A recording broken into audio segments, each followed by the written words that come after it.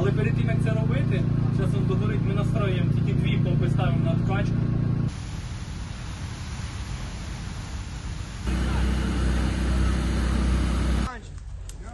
Начальники частин те саме стосується. Виганяйте особовий склад. Не надійтесь на якесь чудо. Всі піти вглиб.